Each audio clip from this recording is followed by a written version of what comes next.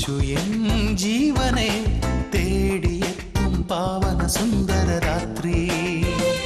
ദാവീദിൻ സോനുവേ പാപിയാം എന്നെ നീ അലിവാൽ തൊടണേ.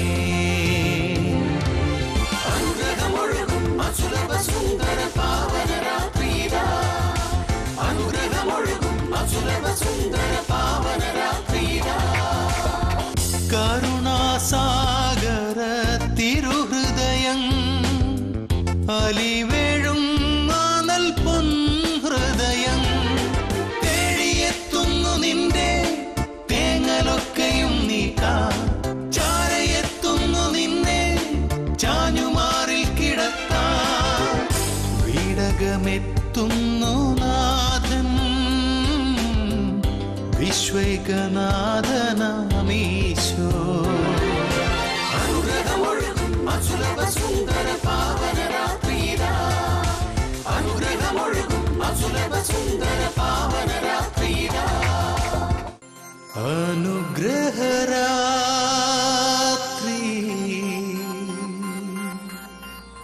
അനുഗ്രഹരാത്രി.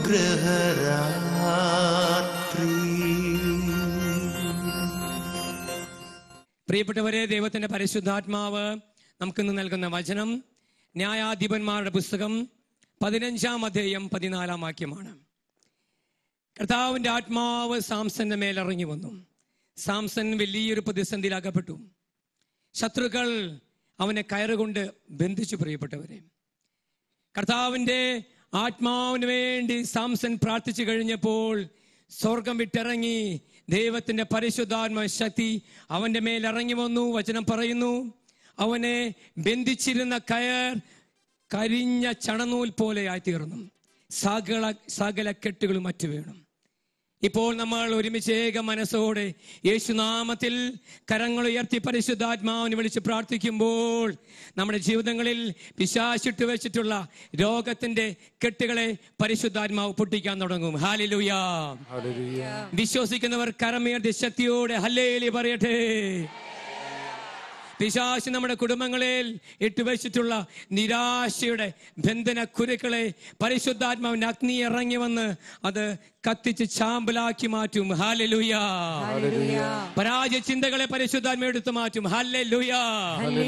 നമ്മുടെ ജീവിതങ്ങളിൽ വടിയടഞ്ഞു നിൽക്കുന്ന, നമ്മുടെ ജീവിതങ്ങളുടെ മുൻപിൽ ജെറീക്കോ കോട്ടകൾ ഉണ്ടെങ്കിൽ പരിശുദ്ധാത്മാവ് അതിനെ പിഴുതു മാറ്റും. ഹല്ലേലൂയ.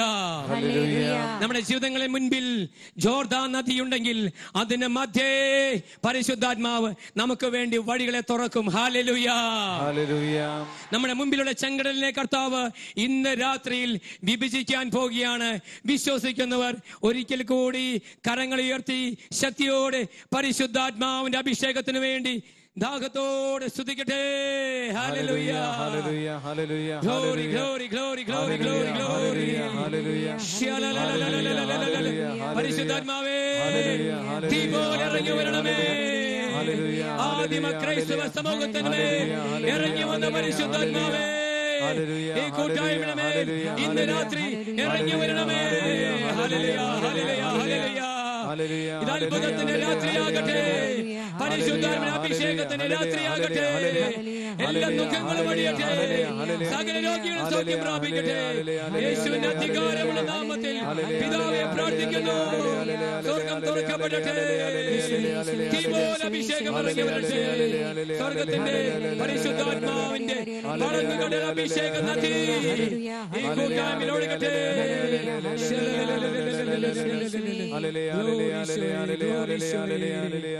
പ്രിയപ്പെട്ടവരെ, നമുക്ക് കരങ്ങൾ കോർത്ത് പിടിക്കാം. നമ്മൾ ഏക മനസ്സോടെ പുതിയ അഭിഷേകത്തിന് വേണ്ടി ദാഹത്തോടെ പ്രാർത്ഥിക്കുകയാണ്. എല്ലാവരും കോർത്ത് പിടിച്ച കരങ്ങൾ ഉയർത്തിപ്പിടിക്കുന്നു. ഇതൊരു സഹിയ നോട്ടിശാലയാണ്. പരിശുദ്ധ അമ്മ ഇവിടെ വന്നിട്ടുണ്ട്. അപ്പസ്തോലന്മാർ ഇവിടെ സമ്മേളിച്ചിട്ടുണ്ട്. സഭയ്ക്ക് പുതിയൊരു പെന്തക്കോസ്ത് അനുഭവം നൽകുവാൻ പരിശുദ്ധാത്മാവ് തീ പോലെ നമ്മുടെ മേൽ ഇറങ്ങി വരുന്ന സമയം. Hallelujah hallelujah hallelujah. കരം ശക്തിയോടെ കരമടിച്ച് വലിയ ദാഹത്തോടെ പാടി പാടി കർത്താവിനെ ആരാധിക്കട്ടെ. ഇരുവശങ്ങളേക്കും കൈകളടിച്ച് ഇത് സഹീനോട്ടിശാലയാണ്. ഇവിടെ പരിശുദ്ധാത്മ തീ പോലെ ഇറങ്ങി വരുവാൻ ദാഹത്തോട് പ്രാർത്ഥിക്കുന്നു. സന്തോഷത്തോടെ പരസ്പരം മുഖത്ത് നോക്കി അഭിഷേകത്തോടെ ആത്മാവേ അന്ത്യകാല അഭിഷേകം ഹല്ലേലൂയ സകല ജഡത്തിന്മേലും ശോയേ കൊയ്ത്തുകാല സമയമല്ലോ എല്ലാവരും ഉണർവോടെ ആത്മാവിൽ നിറയ്ക്കണമേ. ആമേൻ ആമേൻ അന്ത്യകാല അഭിഷേകം ഓ പരിശുദ്ധാത്മാവേ സകല ജഡത്തിന്മേലും സകല ജഡത്തിന്മേൽ ചലിക്കണമേ. സമയമല്ലോ ആത്മാവിൽ നിറയ്ക്കണമേ. കരങ്ങൾ ഉയർത്തിയടിച്ച് തീ പോലെ ഇറങ്ങണമേ, തീ പോലെ. അഗ്നിനാവായി പതിയണമേ, ഹല്ലേലൂയ കൊടുങ്കാറ്റായി വീശണമേ, പരിശുദ്ധാത്മാവിന്റെ കാറ്റ് വീശട്ടെ. ആത്മനദിയായി ഒഴുകണമേ. തീ പോലെ ഇറങ്ങണമേ, ഹല്ലേലൂയ അഗ്നിനാവായി പതിയണമേ, അഗ്നിനാവുകൾ ഇറങ്ങട്ടെ. കൊടുങ്കാറ്റായി വീശണമേ, ശോയേ ആത്മനദിയായി ഒഴുകണമേ. ഇരുവശങ്ങളിലേക്ക് കൈകളിച്ച് കാലുകളൊന്ന് മാറ്റി ചവിട്ടി വലിയ സന്തോഷത്തോടെ ഇത് പരിശുദ്ധാത്മാവിന്റെ രാത്രിയാണ്. അഭിഷേകത്തിന്റെ ശക്തി വെളിപ്പെടട്ടെ. എല്ലാ മുഖങ്ങൾ ഒടിയട്ടെ. കുടുംബജീവിതം അഭിഷേകത്താൽ നിറയട്ടെ. ഓരോ വ്യക്തി ജീവിതവും അനുഗ്രഹം പ്രാപിക്കട്ടെ.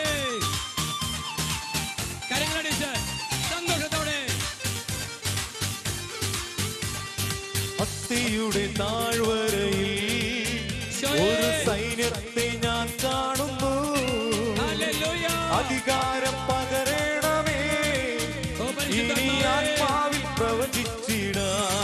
ആമേൻ ആമേൻ ഭക്തിയുടെ താഴ്വരയിൽ ശോയേ ഒരു സൈന്യത്തെ ഞാൻ കാണുന്നു. ഇരുവശങ്ങളിലേക്ക് കൈകളിച്ച് അധികാരം പകരണമേ, ആമേൻ ആമേൻ ആത്മാവിൽ പ്രവചിച്ചിടാം. കരങ്ങൾ ഉയർത്തിയടിച്ച് തീ പോലെ ഇറങ്ങണമേ, ഹല്ലേലൂയ അഗ്നിനാവായി പതിയണമേ, ശോയേ കൊടുങ്കാറ്റായി വീശണമേ, അഭിഷേക കാറ്റ് ആത്മനദിയായി ഒഴുകണമേ. ഉണർവോടെ ഉണർവോടെ തീ പോലെ ഇറങ്ങണമേ, ഹല്ലേലൂയ അഗ്നിനാവായി പതിയണമേ, ശോയേ കൊടുങ്കാറ്റായി വീശണമേ, ആത്മനദിയായി പാടി പാടി കൊണ്ട് ഒഴുകണമേ. ആരാധിക്കട്ടെ. ഓ ദൈവത്തിന്റെ പരിശുദ്ധാത്മാവേ ദഹിക്കുന്ന സകല മക്കളിലേക്കും ശക്തിയായി കൃപയായി ഇപ്പോൾ എഴുന്നള്ളി വരണമേ. ഞങ്ങൾ സ്വർഗത്തിന്റെ അഗ്നി കാണട്ടെ. ഞങ്ങൾ പരിശുദ്ധ ശക്തി അനുഭവിക്കട്ടെ. കൈകളിച്ച് സന്തോഷത്തോടെ പരസ്പരം മുഖത്ത് നോക്കി ഒന്ന് പുഞ്ചിരിയോടെ അഭിഷേകത്തോടെ മാരകമാരോട് ചേർന്ന് പരിശുദ്ധ അമ്മയോട് ചേർന്ന് എല്ലാം മറന്ന് കർത്താവിനെ ആരാധിക്കുന്നു.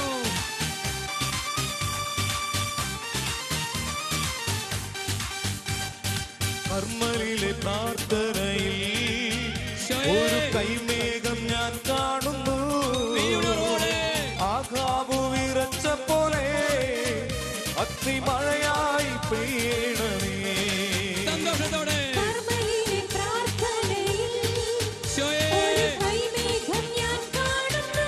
പുതിയ വഴികൾ തുറക്കപ്പെടട്ടെ. ആകാശ വിറച്ച പോലെ അഗ്നിമഴയായി പെയ്യണമേ. കരങ്ങൾ ഉയർത്തി തീ പോലെ ഇറങ്ങണമേ, അഗ്നിനാവായി പതിയണമേ, അഭിഷേകത്തോടെ കൊടുങ്കാറ്റായി വീശണമേ, ശക്തിയോടെ ആത്മനദിയായി ഒഴുകണമേ. എല്ലാം മറന്ന് തീ പോലെ ഇറങ്ങണമേ, അഗ്നിനാവായി പതിയണമേ, ഹല്ലേലൂയ കൊടുങ്കാറ്റായി വീശണമേ, പുതിയ അഭിഷേകത്തിന്റെ കൊടുങ്കാറ്റ് ഒഴുകണമേ. ഇരുവശങ്ങളിലേക്ക് കൈകളടിച്ച് പ്രിയപ്പെട്ടവരെ നമ്മുടെ ഭവനങ്ങളിലേക്ക് പരിശുദ്ധാത്മ ശക്തി ഇറങ്ങി വരുന്ന സമയം നമ്മുടെ ഭവനങ്ങളുടെ കൺട്രോൾ പരിശുദ്ധാത്മാവ് ഏറ്റെടുക്കുന്നു. നമ്മുടെ ശരീരത്തിന്റെ നിയന്ത്രണം പരിശുദ്ധാത്മാവ് ഏറ്റെടുക്കുന്നു. സകല രോഗികളെയും പരിശുദ്ധാത്മാവ് സൗഖ്യമാക്കുന്ന സമയം കർത്താവിന് അത്ഭുത ശക്തി കൂട്ടായ്മയിൽ അഭിഷേക നദിയായി ഒഴുകുന്ന സമയം വിനോദത്തോടെ ഇരുവശങ്ങളിലേക്കും കൈകളടിച്ച് പാടി പാടി കർത്താവിനെ ആരാധിക്കട്ടെ. എല്ലാം മറന്ന് തീ പോലെ അഭിഷേകം കത്തട്ടെ.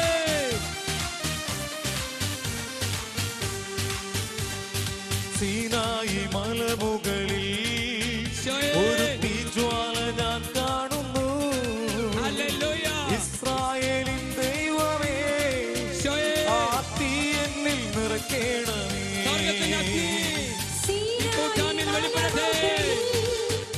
ഒരു തീജ്വാല ഞാൻ കാണുന്നു. ഇസ്രായേലിൻ ദൈവമേ, ആ തീ എന്നിൽ നിറയ്ക്കണമേ. തീ പോലെ ഇറങ്ങണമേ, അഗ്നിനാവായി പതിയണമേ, കൊടുങ്കാറ്റായി വീശണമേ, ആത്മനദിയായി ഒഴുകണമേ. തീ പോലെ ഇറങ്ങണമേ, അഗ്നിനാവായി പതിയണമേ, കൊടുങ്കാറ്റായി വീശണമേ, ആത്മനദിയായി ഒഴുകണമേ. തീ പോലെ ഇറങ്ങണമേ, അഗ്നിനാവായി പതിയണമേ, കൊടുങ്കാറ്റായി വീശണമേ, ആത്മനദിയായി ഒഴുകണമേ. തീ പോലെ ഇറങ്ങണമേ, അഗ്നിനാവായി പതിയണമേ, കൊടുങ്കാറ്റായി വീശണമേ, ആത്മനദിയായി ഒഴുകണമേ. തീ പോലെ ഇറങ്ങണമേ, അഗ്നിനാവായി പതിയണമേ, കൊടുങ്കാറ്റായി വീശണമേ, ആത്മനദിയായി ഒഴുകണമേ. തീ പോലെ ഇറങ്ങണമേ, അഗ്നിനാവായി പതിയണമേ, കൊടുങ്കാറ്റായി വീശണമേ, ആത്മനദിയായി ഒഴുകണമേ. തീ പോലെ ഇറങ്ങണമേ, അഗ്നിനാവായി പതിയണമേ, കൊടുങ്കാറ്റായി വീശണമേ, ആത്മനദിയായി ഒഴുകണമേ. തീ പോലെ ഇറങ്ങണമേ, അഗ്നിനാവായി പതിയണമേ, കൊടുങ്കാറ്റായി വീശണമേ, ആത്മനദിയായി ഒഴുകണമേ. തീ പോലെ ഇറങ്ങണമേ, അഗ്നിനാവായി പതിയണമേ, കൊടുങ്കാറ്റായി വീശണമേ, ആത്മനദിയായി ഒഴുകണമേ. തീ പോലെ ഇറങ്ങണമേ, അഗ്നിനാവായി പതിയണമേ, കൊടുങ്കാറ്റായി വീശണമേ, ആത്മനദിയായി ഒഴുകണമേ. തീ പോലെ ഇറങ്ങണമേ, അഗ്നിനാവായി പതിയണമേ, കൊടുങ്കാറ്റായി വീശണമേ, ആത്മനദിയായി ഒഴുകണമേ. തീ പോലെ ഇറങ്ങണമേ, അഗ്നിനാവായി പതിയണമേ, കൊടുങ്കാറ്റായി വീശണമേ, ആത്മനദിയായി ഒഴുകണമേ. തീ പോലെ ഇറങ്ങണമേ, അഗ്നിനാവായി പതിയണമേ, കൊടുങ്കാറ്റായി വീശണമേ, ആത്മനദിയായി ഒഴുകണമേ. തീ പോലെ ഇറങ്ങണമേ, അഗ്നിനാവായി പതിയണമേ, കൊടുങ്കാറ്റായി വീശണമേ, ആത്മനദിയായി ഒഴുകണമേ. ആത്മനദിയായി ഒഴുകണമേ, ആത്മനദിയായി ഒഴുകണമേ, ആത്മനദിയായി ഒഴുകണമേ. ഹല്ലേലൂയ, ഹല്ലേലൂയ, യേശുവിനെ വിളിക്കുന്നു. യേശുനാമത്തിലാണ് പിതാവ് സഹായകനായ പരിശുദ്ധാത്മാവിനെ വർഷിക്കുന്നത്. Holy Spirit, ആത്മനദി ഒഴുകട്ടെ, ജീവനദി ഒഴുകട്ടെ, അടിമത്തം ഒഴിയട്ടെ, സാധാന്യത്തെ പറ്റ ദുഃഖങ്ങൾ യേശുനാമത്തിൽ പൊട്ടിപ്പോകട്ടെ. യേശുനാമത്തിൽ രോഗികൾ സൗഖ്യം പ്രാപിക്കട്ടെ. യേശുനാമത്തിൽ ബന്ധന കുരുക്കൾ അഴിയട്ടെ. Feel Holy Spirit, ആത്മനദി ഒഴുകട്ടെ, ആത്മനദി ഒഴുകട്ടെ, ജീവനദി ഒഴുകട്ടെ. Glory, glory പരിശുദ്ധാത്മാവേ.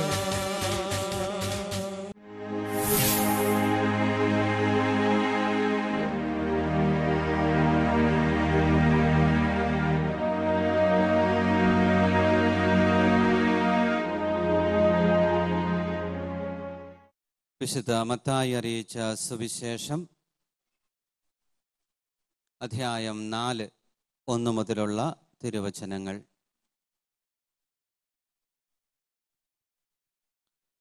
അനന്തരം പിശാചിനാൽ പരീക്ഷിക്കപ്പെടുന്നതിന് യേശുവിനെ ആത്മാവ് മരുഭൂമിയിലേക്ക് നയിച്ചു. യേശു 40 ദിനരാത്രങ്ങൾ ഉപവസിച്ചു. അപ്പോൾ അവന് വിശന്നു. പ്രലോഭകൻ അവനെ സമീപിച്ച് പറഞ്ഞു, നീ ദൈവപുത്രനാണെങ്കിൽ ഈ കല്ലുകൾ അപ്പമാകുവാൻ പറയുക.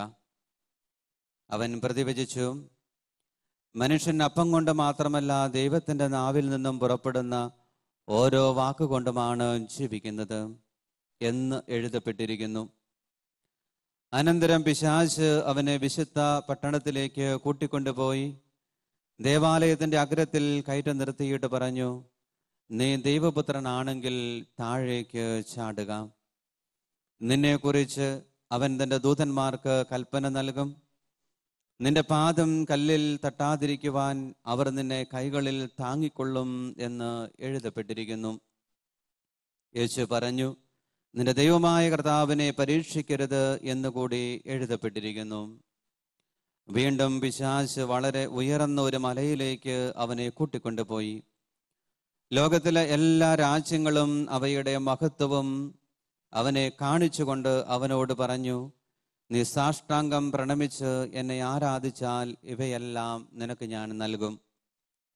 യേശു കൽപ്പിച്ചു, സാത്താനെ ദൂരെ പോവുക, എന്തെന്നാൽ നിന്റെ ദൈവമായ കർത്താവിനെ ആരാധിക്കണം, അവിടുത്തെ മാത്രമേ പൂജിക്കാവൂ എന്ന് എഴുതപ്പെട്ടിരിക്കുന്നു. അപ്പോൾ പിശാച് അവനെ വിട്ടുപോയി. ദൈവദൂതന്മാർ അടുത്തു വന്ന് അവനെ ശുശ്രൂഷിച്ചു. നാം ഇപ്പോൾ നോമ്പ് കാലത്തിലൂടെ കടന്നു പോവുകയാണ്. 50 നോമ്പിലേക്ക് നമ്മൾ പ്രവേശിച്ചിട്ട് ഇപ്പോൾ ഏതാനും ദിവസങ്ങൾ ആയി. നമുക്കറിയാം, സഭയിൽ വിവിധ തരത്തിലുള്ള നോമ്പുകൾ ഉണ്ട്. 50 നോമ്പ് നാം ആചരിക്കുക നമ്മുടെ കർത്താവിൻ്റെ പീഡാസഹനത്തെയും കുരിശുമരണത്തെയും ഉത്ഥാനത്തെയും ഒക്കെ അനുസ്മരിച്ചുകൊണ്ടാണ്. 25 നോമ്പ് നമ്മൾ ആചരിക്കുന്നു ക്രിസ്തുമസിന് ഒരുക്കമായി. പിന്നെ ആഗസ്റ്റ് മാസത്തിൽ 15 നോമ്പ് നാം ആചരിക്കുന്നു. സെപ്റ്റംബർ മാസത്തിൽ 8 നോമ്പുണ്ട്. പിന്നെ 3 നോമ്പ് ആചരിക്കുന്നവരുണ്ട്. ഇങ്ങനെ നമ്മുടെ ആത്മീയ ജീവിതത്തിലേക്ക് നോക്കിക്കഴിയുമ്പോൾ ഒരാരാധനാ ക്രമവത്സരത്തിൽ വിവിധങ്ങളായിട്ടുള്ള നോമ്പുകളിലൂടെ നാം കടന്നു പോകുന്നുണ്ട്. നാം ഇപ്പോൾ ഈ 50 നോമ്പിലേക്ക് പ്രവേശിച്ചിരിക്കുന്ന ഈ സമയത്ത് ഈ സായാഹ്നത്തിൽ എനിക്ക് നിങ്ങളുമായിട്ട് പങ്കുവയ്ക്കാനുള്ള ഒരു കാര്യം ഇതാണ്: എങ്ങനെ നല്ല രീതിയിൽ നമുക്ക് നോമ്പ് ആചരിക്കാനായിട്ട് സാധിക്കും. നോമ്പ് കാലത്ത് നമ്മൾ ശ്രദ്ധിക്കേണ്ട 3 കാര്യങ്ങൾ ഉണ്ട്. ഏതൊരു നോമ്പിൻ്റെയും നെടുംതൂണുകൾ എന്ന് പറയാവുന്ന 3 കാര്യങ്ങൾ, ഏതൊരു നോമ്പിൻ്റെയും നെടുംതൂണുകളായിട്ട് നിൽക്കുന്നത് 3 കാര്യങ്ങളാണ്. 1, പ്രാർത്ഥന ജീവിതം. 2, ഉപവാസം. 3, ദാനധർമ്മം. ഈ 3 കാര്യങ്ങൾ ഇല്ല എങ്കിൽ നോമ്പ് ആചരണം ഗുണം ചെയ്യില്ല. ഒന്നാമതായിട്ട് നമ്മുടെ പ്രാർത്ഥനാ ജീവിതം. നോമ്പ് കാലത്ത് നമുക്ക് കൂടുതൽ പ്രാർത്ഥിക്കുവാനായിട്ട് സാധിക്കണം. കൂടുതൽ നാം പ്രാർത്ഥിക്കുന്നില്ല എങ്കിൽ നോമ്പ് നമ്മുടെ ജീവിതത്തിൽ ഗുണം ചെയ്യില്ല. ഒരു ദിവസം ഒരു കൊന്ത കൂടുതലായിട്ട് ചെല്ലുക, അല്ലെങ്കിൽ ഒരു കരണക്കൊന്ത കൂടുതലായിട്ട് ചെല്ലുക, ഒരുമിച്ചിരുന്ന കുടുംബ പ്രാർത്ഥന ചെല്ലുന്ന ഒരു സ്വഭാവം നമ്മുടെ പല കുടുംബങ്ങളിലും ഇല്ല എങ്കിൽ നോമ്പ് കാലത്ത് കുടുംബാംഗങ്ങളെല്ലാവരും ഒരുമിച്ച് ചേർന്നിരുന്ന് കൃത്യസമയത്ത് തമ്പുരാനോട് പ്രാർത്ഥിക്കുക, കരണക്കൊന്ത ചൊല്ലിയും കൊന്ത ചൊല്ലിയും ഒക്കെ കുടുംബ പ്രാർത്ഥന നടത്തുക. ഇതൊക്കെ നോമ്പ് കാലത്ത് നാം കൂടുതലായിട്ടും അനുഷ്ഠിക്കേണ്ട കാര്യമാണ്. രണ്ടാമതായിട്ട് നോമ്പിൻ്റെ മറ്റൊരു നെടുംതൂണ് ഇതാണ്: നാം നടത്തുന്ന ഉപവാസം. ഉപവാസത്തെക്കുറിച്ച് നമുക്ക് 2 രീതിയിൽ നോക്കിക്കാണാം. ഉപവാസത്തെ സാധാരണ മാംസവർജനം എന്നും ഉപവാസം എന്നും പറയാറുണ്ട്. മാംസവർജനം എന്ന് പറഞ്ഞാൽ നമുക്കറിയാം, നോമ്പ് കാലത്ത് ഏതെങ്കിലുമൊക്കെ തരത്തിലുള്ള പ്രത്യേകമായിട്ടുള്ള ഭക്ഷണങ്ങൾ നമ്മൾ വേണ്ട എന്ന് വെക്കുന്നു. ചിലര് മാംസം വേണ്ടെന്ന് വെക്കുന്നു, ചിലര് മീൻ വേണ്ടെന്ന് വെക്കുന്നു. ഇനി മധുരം അധികം ഇഷ്ടമുള്ളവര് നോമ്പ് കാലത്ത് മധുരം കഴിക്കുന്നത് വേണ്ടെന്ന് വെക്കുന്നു. അപ്പോൾ അങ്ങനെയുള്ള ഉപവാസങ്ങൾ അല്ലെങ്കിൽ ആബ്സ്റ്റിനൻസ്, നമ്മളുടെ ചില ഭക്ഷണ പദാർത്ഥങ്ങൾ വർജിക്കുന്നത് നോമ്പ് കാലത്ത് നമ്മുടെ ഭാഗമാക്കി മാറ്റണം. മൂന്നാമതായിട്ട് നോമ്പിന്റെ നെടുന്തൂണായിട്ട് നിൽക്കുക നാം നടത്തുന്ന ദാനധർമ്മങ്ങൾ ആണ്. ഫ്രാൻസിസ് മാർപ്പാപ്പ ഇപ്രകാരം നമ്മെ ഓർമ്മപ്പെടുത്തുന്നുണ്ട്. നമ്മൾ നോമ്പ് ആചരിച്ചിട്ട് അതുകൊണ്ട് മറ്റുള്ള ആർക്കും ഒരു നന്മയും ഉണ്ടാകുന്നില്ല എങ്കിൽ ആ നോമ്പ് വൃഥാവിലായി പോയി എന്നാണ് അദ്ദേഹം പറയുക. നമ്മൾ 50 ദിവസം നോമ്പ് ആചരിച്ചിട്ട് ആ നോമ്പ് കൊണ്ട് മറ്റുള്ള ആർക്കും ഒരു ഗുണവും ഉണ്ടായില്ല എങ്കിൽ ആ നോമ്പ് വൃഥാവിലായി പോയി എന്ന് ഫ്രാൻസിസ് മാർപ്പാപ്പ പറഞ്ഞു വെക്കുന്നുണ്ട്. അപ്പൊ അതുകൊണ്ട് നോമ്പ് കാലത്ത് ഈ 3 കാര്യങ്ങൾ കൂടുതലായിട്ട് നമ്മുടെ ജീവിതത്തിൽ ഉണ്ടാകാനായിട്ട് നമ്മൾ ഉത്സാഹിക്കണം. ഒന്നാമതായിട്ട് നമ്മുടെ പ്രാർത്ഥനാ ജീവിതത്തിൽ ഒരു വർധനമുണ്ടാകണം. രണ്ടാമതായിട്ട് ഉപവസിക്കുവാനായിട്ട് നമുക്ക് സാധിക്കണം. മൂന്നാമതായിട്ട് ദാനധർമ്മങ്ങൾ നടത്തുവാനായിട്ട് നമുക്ക് പ്രാർത്ഥിക്കണം. ദാനധർമ്മം എന്നൊക്കെ പറയുമ്പോൾ ഒരുപക്ഷെ കാശില്ലാത്തവർ എന്ത് ചെയ്യും? മറ്റുള്ളവരുമായിട്ട് പങ്കുവെക്കുവാനായിട്ട് ഒന്നുമില്ലാത്തവർ എന്ത് ചെയ്യും? അവർക്ക് ചെയ്യാനായിട്ട് തിരുസഭ പറഞ്ഞു വെക്കുന്ന ചില കാര്യങ്ങളുണ്ട്. കാരുണ്യ പ്രവർത്തികൾ നമുക്ക് ചെയ്യാനായിട്ട് പറ്റും. തിരുസഭ 14 കാരുണ്യ പ്രവർത്തികളെ കുറിച്ച് പറഞ്ഞു വെക്കുന്നുണ്ട്. ഈ 14 കാരുണ്യ പ്രവർത്തികൾ ഈ നോമ്പ് കാലത്ത് ചിലതൊക്കെ നമ്മുടെ ജീവിതത്തിൽ പ്രാവർത്തികമാക്കുന്നുവെങ്കിൽ നമുക്ക് ഒത്തിരിയേറെ പരസ്നേഹ പ്രവർത്തനങ്ങൾ ചെയ്യാനായിട്ട് സാധിക്കും. നമുക്കറിയാം 14 കാരുണ്യ പ്രവർത്തികൾ, 7 ആത്മീയമായിട്ടുള്ള കാരുണ്യ പ്രവർത്തികൾ, 7 ശാരീരികമായിട്ടുള്ള കാരുണ്യ പ്രവർത്തികൾ. ആത്മീയമായിട്ടുള്ള കാരുണ്യ പ്രവർത്തികൾ നമുക്കറിയാം. സംശയമുള്ളവരുടെ സംശയം തീർക്കുന്നത്, അറിവില്ലാത്തവരെ പഠിപ്പിക്കുന്നത്, ജീവിച്ചിരിക്കുന്നവർക്ക് മരിച്ചവർക്ക് വേണ്ടിയൊക്കെ പ്രാർത്ഥിക്കുന്നത്, മറ്റുള്ളവരുടെ ദ്രോഹങ്ങൾ സഹിക്കുന്നത്, മറ്റുള്ളവരോട് ക്ഷമിക്കുന്നത്. അപ്പൊ ഇങ്ങനെയുള്ള 7 ആത്മീയമായിട്ടുള്ള കാരുണ്യ പ്രവർത്തികളുണ്ട്. ഇതൊക്കെ നമുക്ക് നോമ്പ് കാലത്ത് ഒരു പൈസ മുടക്കമില്ലാതെ ചെയ്യാവുന്നതാണ്. ഉദാഹരണത്തിന് ജീവിച്ചിരിക്കുന്നവർക്കും മരിച്ചവർക്കും വേണ്ടിയും പ്രാർത്ഥിക്കുക, അതൊരു കാരുണ്യ പ്രവൃത്തിയാണ്. അല്ലെങ്കിൽ മറ്റുള്ളവരുടെ ദ്രോഹങ്ങൾ സഹിക്കുന്നത്, അതിനോട് സഹിഷ്ണുത കാണിക്കുന്നത്, അതൊരു കാരുണ്യ പ്രവൃത്തിയാണ്. ഇനി നമ്മുടെ കുടുംബങ്ങളിലാണെങ്കിലും നമ്മുടെ ജോലി സ്ഥലങ്ങളിലാണെങ്കിലും നമ്മുടെ സമൂഹങ്ങളിലാണെങ്കിലും ഒക്കെ ആരെങ്കിലുമൊക്കെ അറിഞ്ഞോ അറിയാതെയോ ഒക്കെ നമ്മൾ ദ്രോഹിക്കുന്നുണ്ട്. അവരോട് ക്ഷമയോടെ വർത്തിക്കുന്നത് ഒരു കാരുണ്യ പ്രവൃത്തിയാണ് എന്ന് തിരുസഭ നമ്മെ പഠിപ്പിക്കുന്നതാണ്. അപ്പോൾ ഇങ്ങനെയുള്ള ആത്മീയമായിട്ടുള്ള കാരുണ്യ പ്രവർത്തികൾ നമുക്ക് ചെയ്യാനായിട്ട് സാധിക്കും. ഇനി സാമ്പത്തികമായിട്ടോ അല്ലെങ്കിൽ സ്വന്തം കഴിവനുസരിച്ച് അവരവർക്കുള്ള കഴിവനുസരിച്ച് ശാരീരികമായിട്ടുള്ള കാരുണ്യ പ്രവർത്തികളും നമ്മൾ നോമ്പ് കാലത്ത് കൂടുതൽ അനുഷ്ഠിക്കുവാനായിട്ട് ശ്രദ്ധിക്കണം. നമുക്കറിയാം ശാരീരികമായിട്ടുള്ള കാരുണ്യ പ്രവർത്തികൾ: വിശക്കുന്നവർക്ക് ആഹാരം കൊടുക്കുക, ദാഹിക്കുന്നവർക്ക് കുടിക്കാൻ കൊടുക്കുക, പാർപ്പിടമില്ലാത്തവരെ സ്വീകരിക്കുക, വസ്ത്രമില്ലാത്തവർക്ക് വസ്ത്രം കൊടുക്കുക, രോഗികളെ സന്ദർശിക്കുക, മരിച്ചവരെ അടക്കുക എന്നിങ്ങനെയുള്ള ശാരീരികമായിട്ടുള്ള കാരുണ്യ പ്രവർത്തികൾ ഈ നോമ്പ് കാലത്ത് നമുക്ക് കൂടുതലായും അനുഷ്ഠിക്കുവാനായിട്ട് സാധിക്കണം. Praise the Lord. 7 കാര്യങ്ങളാണ് നോമ്പിനെ കുറിച്ച് നമ്മൾ കണ്ടത്. നല്ല രീതിയിൽ നമുക്ക് ഈ 50 നോമ്പ് മുന്നോട്ട് കൊണ്ടുപോകണമെങ്കിൽ ഈ 7 കാര്യങ്ങൾ നമ്മൾ ശ്രദ്ധിച്ചാൽ മതി. ഒന്നാമതായിട്ട് നോമ്പിനെ കുറിച്ച് ഒരു കൃത്യമായ തീരുമാനം എടുക്കണം.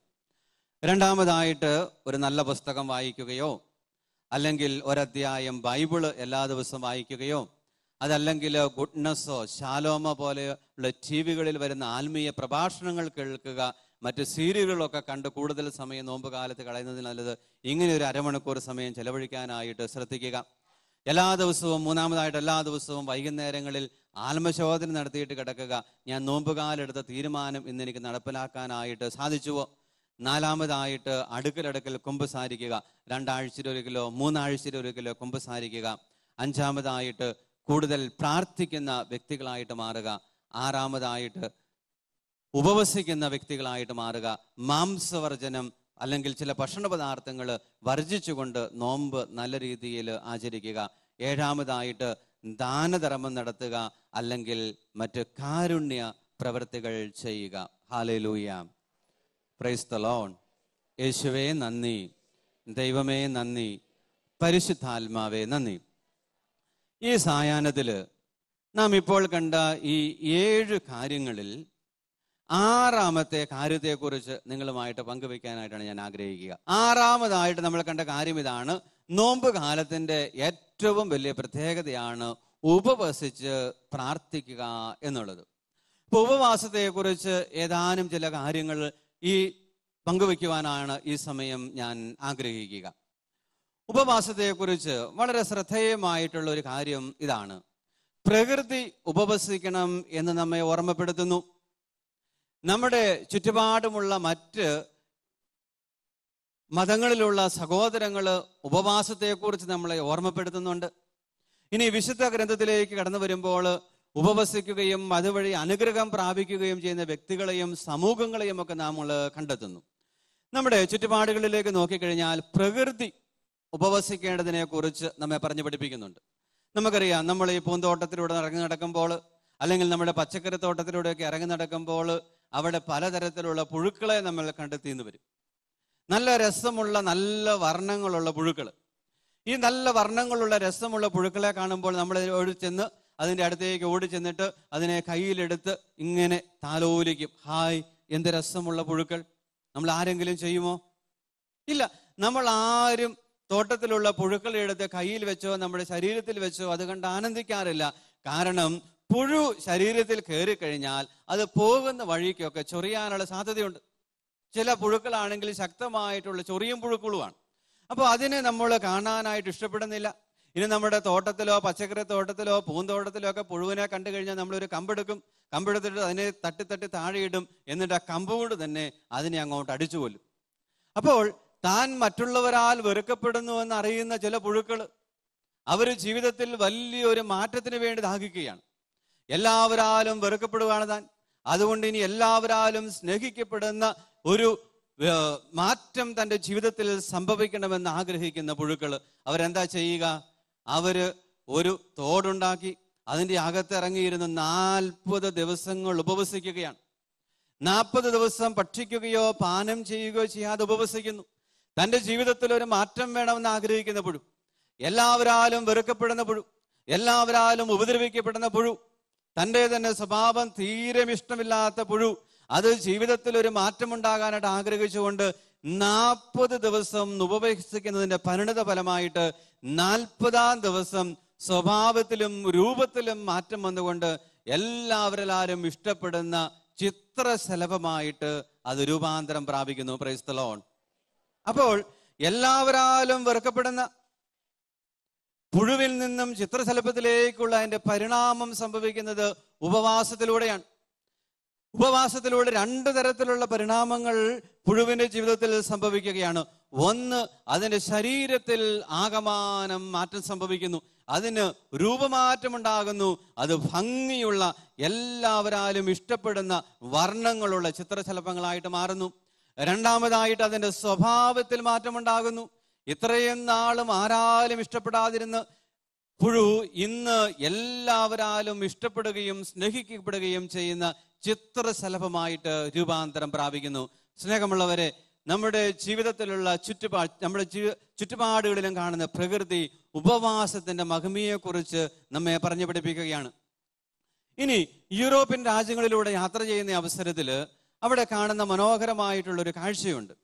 അവിടെ മഞ്ഞുകാലം ആരംഭിക്കുന്നതിന് മുൻപ് അവിടെയുള്ള കൃഷിക്കാർ ചെയ്യുന്ന കാര്യം ഇതാണ്. കൃഷിസ്ഥലങ്ങൾ അവർ നന്നായിട്ട് ഉഴുത് വൃത്തിയാക്കി അവിടെ എല്ലാം ഗോതമ്പ് വിളയ്ക്കും. അങ്ങനെ ഗോതമ്പ് വിതറുന്നു. ഗോതമ്പ് വിതറി അത് സാവധാനം ഇങ്ങനെ നാമ്പെടുത്ത് വരികയാണ്. 1 2 നാമ്പെടുത്ത് കഴിയുമ്പോഴേക്കും അവിടെ മഞ്ഞുകാലം ആരംഭിക്കും. മഞ്ഞുകാലം ആരംഭിച്ചു കഴിഞ്ഞാൽ ഈ കൃഷിത്തോട്ടത്തിൽ മുഴുവൻ വന്ന് മഞ്ഞ് ആവരണം ചെയ്യും. 2-3 ആഴ്ചകൾ അല്ലെങ്കിൽ 2 മാസങ്ങളൊക്കെ നീളുന്ന ഈ മഞ്ഞ് വീഴ്ച അത് ഈ തോട്ടത്തെ മുഴുവൻ ഇങ്ങനെ ആവരണം ചെയ്ത് നിൽക്കുകയാണ്. ഇതിന്റെ അടിയിൽ ഈ 1 മാസം അല്ലെങ്കിൽ 2 മാസക്കാലം ഈ കിളിർത്ത് വന്ന ഈ നാമ്പെടുത്ത് വന്ന ഗോതമ്പ് മണികൾ പിന്നെ തപസ് ചെയ്യുകയാണ്. അതിന് പ്രകാശമില്ല. അത് ഈ മഞ്ഞിന്റെ അടിയിൽ ഇങ്ങനെ പൊതഞ്ഞു മൂടി കിടക്കുകയാണ്. അങ്ങനെ 1 മാസം കഴിഞ്ഞ് 2 മാസം കഴിഞ്ഞ് മഞ്ഞ് ഉരുകി അപ്രത്യക്ഷമാകും. എന്നിട്ട് അവിടെയുള്ള കൃഷിക്കാര് പ്രകാരം പറയും, മഞ്ഞ് പൊതഞ്ഞു കിടന്ന് ഉപവാസത്തിലായിരുന്ന ഗോതമ്പ് മണികളാണ് കൂടുതൽ കരുത്തോടെ വരിക, അതാണ് കൂടുതൽ ഫലങ്ങൾ പുറപ്പെടുവിക്കുക. മഞ്ഞിനു ശേഷം വിതച്ച ഗോതമ്പ് മണികളെക്കാൾ കൂടുതൽ ഫലം പുറപ്പെടുവിക്കുക നീണ്ട ആഴ്ചകള് മഞ്ഞിനടിയില് തപസ് ചെയ്ത ഉപവാസം അനുഷ്ഠിച്ച ഗോതമ്പ് മണികളാണെന്ന് ഈ ജർമ്മനിയിലൊക്കെയുള്ള വിവരമുള്ള കൃഷിക്കാർ പറയും. അപ്പോൾ പ്രകൃതി വീണ്ടും ഉപവാസത്തിന്റെ ആവശ്യകതയെക്കുറിച്ച് നമ്മെ ഓർമ്മപ്പെടുത്തുകയാണ്. 2016 എനിക്ക് തോന്നുന്നു നൊബേൽ സമ്മാനം ലഭിച്ച ഒരു ജപ്പാൻകാരനായിട്ടുള്ള ഒരു ഡോക്ടർക്കാണ് 2016 വൈദ്യശാസ്ത്രത്തിനുള്ള നൊബേൽ സമ്മാനം ലഭിക്കുക. അതിൽ അദ്ദേഹം നടത്തിയ വളരെ ശ്രദ്ധേയമായിട്ടുള്ള ഒരു കണ്ടുപിടുത്തം ഇതാണ്: ഉപവസിക്കുന്നവർക്ക് 2 തരത്തിലുള്ള രോഗങ്ങൾ വരാനുള്ള സാധ്യത കുറയും. ഒന്നാമതായിട്ട് ഉപവസിക്കുന്നവർക്ക് ക്യാൻസർ വരാനുള്ള സാധ്യത കുറയും എന്ന് അദ്ദേഹം കണ്ടുപിടിച്ചു. രണ്ടാമതായിട്ട് അദ്ദേഹം കണ്ടുപിടിച്ചത് ഇതാണ്: ഉപവസിക്കുന്നവർക്ക് മറവി രോഗം വരാനുള്ള സാധ്യത കുറയും. എന്നിട്ട് അദ്ദേഹം കണ്ടുപിടിച്ച ഗവേഷണം ഇതാണ്: ഓട്ടോഫേജി എന്ന് പറയുന്ന വൈദ്യശാസ്ത്രത്തിൽ അല്ലെങ്കിൽ ശരീരശാസ്ത്രത്തിൽ ഒരു പ്രിൻസിപ്പിൾ ഉണ്ട്. ഓട്ടോഫേജി എന്ന് പറഞ്ഞാൽ, ഓട്ടോ എന്ന് പറഞ്ഞാൽ സെൽഫ്, സ്വയം എന്നാണ് അർത്ഥം. ഫേജി എന്ന് പറഞ്ഞു കഴിഞ്ഞാൽ ടു ഈറ്റ് എന്നാണ്. അപ്പോൾ ഓട്ടോഫേജി എന്ന് പറഞ്ഞു കഴിഞ്ഞാൽ സ്വയം തിന്നുക എന്നാണ് അർത്ഥം. എന്നിട്ട് അദ്ദേഹം കണ്ടുപിടിച്ച കാര്യം ഇതാണ്: നമ്മുടെ എല്ലാം ശരീരത്തിൽ മൃതമായിട്ടുള്ള കോശങ്ങളുണ്ട്, നമ്മുടെ എല്ലാം ശരീരത്തിൽ കേടുവന്ന കോശങ്ങളുണ്ട്. നമുക്കറിയാം, ക്യാൻസർ പോലെയുള്ള രോഗങ്ങൾ വരിക ഇങ്ങനെ ഈ കോശങ്ങൾ വർദ്ധിച്ച് വരികയാണ്. ക്യാൻസർ പോലെയുള്ള രോഗങ്ങൾ വരിക, അല്ലെങ്കിൽ അൾഷിമേഴ്സ് രോഗം വരാനുള്ള കാരണം ചില കോശങ്ങളിൽ ചില സ്ഥലത്ത് അടിഞ്ഞുകൂടുന്നതിന്റെ പരിണിത ഫലമാണ്. എന്നിട്ട് ഈ ജപ്പാൻകാരനായിട്ടുള്ള ഡോക്ടർ കണ്ടുപിടിച്ച കാര്യം ഇതാണ്: നമ്മൾ ഉപവസിച്ച് കഴിയുമ്പോൾ നമുക്ക് വിശക്കുന്നു, നമുക്ക് വലിയ വിശപ്പുണ്ടാകുന്നു, ശരീരത്തിന് ആവശ്യത്തിന് ഭക്ഷണം കിട്ടുന്നില്ല. ഈ സമയത്ത് ശരീരം ചെയ്യുന്ന കാര്യം ഇതാണ്: ശരീരത്തിലുള്ള മൃതമായ കോശങ്ങള്, ശരീരത്തിലുള്ള കേടുപാട് വന്ന കോശങ്ങളെ ശരീരം അങ്ങോട്ട് സ്വയം ഭക്ഷിക്കുവാനായിട്ട് തുടങ്ങും, ശരീരത്തിന്റെ ബാലൻസ് നിലനിർത്തുവാനായിട്ട്. അപ്പോൾ നമ്മൾ ഉപവസിച്ച് കഴിയുന്ന വഴിയായിട്ട് നമ്മുടെ ശരീരത്തിലെ കേടുപാട് വന്ന കോശങ്ങള് ശരീരം സ്വയം ഭക്ഷിക്കുന്നു, മൃതമായ കോശങ്ങളെ ശരീരം സ്വയം ഭക്ഷിക്കുന്നു. അങ്ങനെ നമ്മുടെ ശരീരം ഒരു ശുദ്ധി ചെയ്യുന്ന പ്രക്രിയയിലൂടെ കടന്നു പോകുന്നു എന്നാണ് അദ്ദേഹം കണ്ടുപിടിക്കുക. ആ സ്ഥലത്തെല്ലാം പുതിയ ജീവനുള്ള, ഉന്മേഷമുള്ള, ശക്തിയുള്ള കോശങ്ങൾ വന്ന് നിറയുന്നു. എന്നിട്ട് അദ്ദേഹം പറഞ്ഞ കാര്യം ഇതാണ്: ഇങ്ങനെ ഉപവസിക്കുന്നവർക്ക് ക്യാൻസർ വരാനുള്ള സാധ്യത കുറയുന്നു, ഇങ്ങനെ ഉപവസിക്കുന്നവർക്ക് അൾഷിമേഴ്സ് വരാനുള്ള സാധ്യത കുറയുന്നു. അപ്പോൾ ആധുനിക വൈദ്യശാസ്ത്രവും നമുക്ക് പറഞ്ഞു തരുന്ന കാര്യം ഇതാണ്: ഉപവസിക്കുക, അതുവഴി പല രോഗങ്ങളും നമ്മുടെ ജീവിതത്തിൽ നിന്നും അകന്നു നിൽക്കും. നമ്മുടെ ജീവിതത്തിൽ പല രോഗങ്ങളും വരാനുള്ള കാരണം നമുക്ക് ഭക്ഷണം കൂടിപ്പോയി എന്നുള്ളതാണ്. നമ്മൾ കഴിക്കുന്നതിന്റെ അളവ് കൂടിപ്പോയി എന്നുള്ളതാണ് പല രോഗങ്ങളും വരാനുള്ള കാരണം. അപ്പൊ ഉപവസിച്ച് കഴിയുമ്പോൾ അങ്ങനെ വന്ന പല രോഗങ്ങളും നമ്മുടെ ജീവിതത്തിൽ നിന്നും അകന്നു നിൽക്കുമെന്ന് ആധുനിക വൈദ്യശാസ്ത്രം നമ്മെ ഓർമ്മപ്പെടുത്തുകയാണ്, ആധുനിക ശരീരശാസ്ത്രം നമ്മെ ഓർമ്മപ്പെടുത്തുന്നു. ഇനി എനിക്ക് തോന്നുക, ഉപവാസത്തെക്കുറിച്ചും ഉപവാസത്തിന്റെ ഫലങ്ങളെക്കുറിച്ചും ഏറ്റവും നന്നായിട്ട് പറയുന്നത് വിശുദ്ധ ഗ്രന്ഥം തന്നെയാണ്. ബൈബിളിലൂടെ നമ്മൾ കടന്നു പോകുമ്പോൾ ഉപവസിക്കുന്ന ഒത്തിരിയേറെ വ്യക്തികളെ നമ്മൾ കണ്ടെത്തുന്നു. ബൈബിളിലൂടെ നമ്മൾ കടന്നു പോകുമ്പോൾ ഉപവസിച്ച് അനുഗ്രഹം പ്രാപിക്കുന്ന ഒത്തിരിയേറെ വ്യക്തികളെയും ഇസ്രായേൽ സമൂഹത്തെയും നമ്മൾ കണ്ടുമുട്ടുന്നുണ്ട്. സ്വല്പനേരം മുൻപ് ഈശോയുടെ ഉപവാസത്തെക്കുറിച്ച് നമ്മൾ വായിച്ചു. 40 ദിനരാത്രങ്ങൾ ഉപവസിച്ച് പ്രാർത്ഥിക്കുകയും അതിന്റെ പരിണിതഫലമായി ആ ആത്മീയ ശക്തി കൊണ്ട് പിശാചിനെ അകറ്റി നിർത്തുകയും ചെയ്യുന്ന ഈശോയെ കുറിച്ചാണ് നമ്മൾ സ്വല്പനേരം മുമ്പ് നമ്മൾ കണ്ടത്. വിശുദ്ധ ഗ്രന്ഥത്തിലൂടെ കടന്നു പോകുമ്പോൾ പല കാരണങ്ങൾ മൂലം ഉപവസിക്കുന്ന വ്യക്തികളെ നമ്മൾ കണ്ടുമുട്ടുന്നുണ്ട്. നമ്മൾ ബൈബിളിലൂടെ കടന്നു പോകുമ്പോൾ ഏതാണ്ട് 11 കാരണങ്ങൾ മൂലം ഉപവസിക്കുന്ന വ്യക്തികളെ നമ്മൾ വിശുദ്ധ ഗ്രന്ഥത്തിൽ കണ്ടെത്തും. നിയമാവർത്തന പുസ്തകത്തിൽ 9-ാം അധ്യായം 8ഉം 9ഉം തിരുവചനങ്ങളിലും 18ഉം 25ഉം തിരുവചനങ്ങളിലും ഉപവസിച്ച് പ്രാർത്ഥിക്കുന്ന മോശയെ കുറിച്ച് നമ്മൾ കാണും. അവിടെ മോശ ഉപവസിക്കുന്നത് ഇസ്രായേൽ ജനത്തിന് വേണ്ടി മധ്യസ്ഥം വഹിച്ച് പ്രാർത്ഥിക്കുന്നതിന് വേണ്ടിയാണ്. Praise the Lord. അപ്പോൾ ഉപവസിക്കുന്നതിന്റെ ഒന്നാമത്തെ ലക്ഷ്യം നോക്കിക്കേ, മറ്റുള്ളവർക്ക് വേണ്ടി മാധ്യസ്ഥം വഹിച്ച് പ്രാർത്ഥിക്കുവാനായിട്ട് ഉപവസിക്കുന്ന വ്യക്തികളെ നമ്മൾ വിശുദ്ധ ഗ്രന്ഥത്തിൽ കണ്ടെത്തുന്നു. അതിന്റെ ഏറ്റവും നല്ല ഉദാഹരണമാണ് മോശയെ കുറിച്ച് നമ്മൾ ഇപ്രകാരമാണ് വായിക്കുക. നിയമാവർത്തന പുസ്തകത്തിൽ 8 മുതലുള്ള തിരുവചനങ്ങളിൽ നാം ഇപ്രകാരം കാണുന്നു. ഈജിപ്ത് ദേശത്തു നിന്നും പുറത്തു വന്ന ദിവസം മുതൽ ഇവിടെ എത്തുന്നത് വരെ നിങ്ങൾ കർത്താവിനെതിരെ മത്സരിക്കുകയായിരുന്നു. ഹോരേബിൽ വെച്ച് പോലും നിങ്ങൾ കർത്താവിനെ പ്രകോപിപ്പിച്ചു. നിങ്ങളെ നശിപ്പിക്കുവാൻ തക്കവണ്ണം അവിടുന്ന് കോപാകുലനായിരുന്നു. കർത്താവ് നിങ്ങളുമായി നടത്തിയ ഉടമ്പടിയുടെ കൽപ്പനകൾ വാങ്ങാനായി മലമുകളിൽ കയറി തിന്നുകയോ കുടിക്കുകയോ ചെയ്യാതെ ഞാൻ 40 രാവും 40 പകലും അവിടെ ചെലവഴിച്ചു. അപ്പൊ 40 പകലും 40 രാവും മലമുകളിലേക്ക് കയറി ഉപവസിച്ച് പ്രാർത്ഥിച്ചിറങ്ങി വരുന്ന മോശ കാണുക ഇസ്രായേൽ ജനത്തിന്റെ വലിയ തിന്മയാണ്. അവർ കാളക്കുട്ടിയെ ഉണ്ടാക്കി ദൈവത്തെ ഉപേക്ഷിച്ച കാളക്കുട്ടിയെ ആരാധിക്കുകയാണ്. ഇത് കണ്ടു കഴിഞ്ഞപ്പോൾ ദൈവം ഇസ്രായേൽ ജനത്തെ മുഴുവൻ നശിപ്പിക്കാൻ തീരുമാനിക്കുകയാണ്. ആ സമയത്താണ് മോശ ഇസ്രായേൽ ജനത്തിന് വേണ്ടി മാധ്യസ്ഥം വഹിച്ച് ദൈവത്തിന്റെ കോപം അകറ്റുക. നമ്മൾ വചനത്തിൽ വായിക്കുന്നു 18 മുതലുള്ള തിരുവചനങ്ങൾ. നിങ്ങൾ കർത്താവിന്റെ മുൻപിൽ തിന്മ പ്രവർത്തിച്ചു, പാപം ചെയ്ത് അവിടുത്തെ കുപിതനാക്കിയതിനാൽ ഞാൻ തിന്നുകയോ കുടിക്കുകയോ ചെയ്തില്ല. എന്തെന്നാൽ നിങ്ങൾക്കെതിരെ തീവ്രമായ കോപത്താൽ കർത്താവ് ജ്വലിക്കുകയായിരുന്നു. അതിനാൽ എനിക്ക് ഭയമായിരുന്നു. എന്നിട്ടും കർത്താവിന്റെ പ്രാർത്ഥന കേട്ടു. ഹല്ലേലൂയ. 40 ദിനരാത്രങ്ങള് തിന്നുകയും കുടിക്കുകയും ചെയ്യാതെ ദൈവത്തിന്റെ കോപം ശമിക്കുന്നതിനും ജനത്തിന് രക്ഷയുണ്ടാകുന്നതിനും വേണ്ടി മാധ്യസ്ഥം വഹിച്ച് പ്രാർത്ഥിക്കുന്ന മോശയുടെ മാതൃക നമ്മുടെ മുമ്പിൽ നിൽക്കുന്നു. അപ്പോൾ വിശുദ്ധ ഗ്രന്ഥത്തിൽ നാം കാണുന്ന ഒന്നാമത്തെ ഉപവാസം മറ്റുള്ളവർക്ക് വേണ്ടി മാധ്യസ്ഥം വഹിച്ചുകൊണ്ടുള്ള ഉപവാസമായിരുന്നു. മറ്റൊരു തരത്തിലുള്ള ഉപവാസം നമ്മൾ കാണുക ജോന പ്രവാചകന്റെ പുസ്തകത്തിലാണ്. ജോബ പ്രവാചകന്റെ പുസ്തകത്തില് പാപപൊറുതിക്കായി ഉപവസിച്ച് പ്രാർത്ഥിക്കുന്ന നിനിവേ നിവാസികളെ കുറിച്ച് നമ്മൾ വായിക്കുന്നു. ഇതാ ഏതാനും ദിവസങ്ങൾ കഴിയുമ്പോൾ നിനിവേ നശിപ്പിക്കപ്പെടും എന്നുള്ള ജോന പ്രവാചകന്റെ വാക്കുകൾ കേട്ട് നിനിവേ നിവാസികൾ മുഴുവൻ ഉപവാസത്തിലേക്ക് കടന്നു വരികയാണ്. ജോന പ്രവചനം 3-ാം അധ്യായം 5 മുതലുള്ള തിരുവചനങ്ങൾ. അവരൊരു ഉപവാസം പ്രഖ്യാപിച്ചു. ചെറിയവരും വലിയവരും ഒന്നുപോലെ ചാക്കൊടുത്തു. ഈ വാർത്ത നിനവേ രാജാവ് കേട്ടു. അവനും സിംഹാസനത്തിൽ നിന്നും എഴുന്നേറ്റ് രാജകീയ വസ്ത്രം മാറ്റി ചാക്കൊടുത്ത് ചാരത്തിൽ ഇരുന്നു. അവൻ നിനിവേ മുഴുവൻ ഒരു വിളംബരം പ്രസിദ്ധപ്പെടുത്തി. രാജാവിന്റെയും അവന്റെ പ്രഭുക്കന്മാരുടെയും കൽപ്പനയാണിത്. മനുഷ്യനോ മൃഗമോ കന്നുകാലിയോ ആടോ ഒന്നും ഭക്ഷിക്കരുത്. ഇതാ ദൈവത്തിന്റെ ക്രോധം കടന്നു വരാനായിട്ട് പോകുന്നു. നിനിവേ നിവാസികളുടെ പാപത്തിനെതിരായിട്ട് ദൈവത്തിന്റെ ക്രോധം ജ്വലിക്കുന്നു. ആ ക്രോധത്തിൽ നിന്നും രക്ഷപ്പെടുന്നതിനായിട്ട് ഉപവാസം പ്രഖ്യാപിക്കുന്ന നിനവേ രാജാവിനെയും നിനവേ നിവാസികളെയും നമ്മൾ കാണുന്നു. അതിന്റെ പരിണതഫലമായിട്ട് എന്ത് സംഭവിച്ചു? 3-ാം അധ്യായം 10-ാം തിരുവചനം. അവർ തങ്ങളുടെ ദുഷ്ടതയിൽ നിന്നും അവർ പിന്തിരിഞ്ഞുവെന്ന് കണ്ട് ദൈവം മനസ്സ് മാറ്റി അവരുടെ മേൽ അയക്കുമെന്ന് പറഞ്ഞ തിന്മ അയച്ചില്ല. ഹല്ലേലൂയ.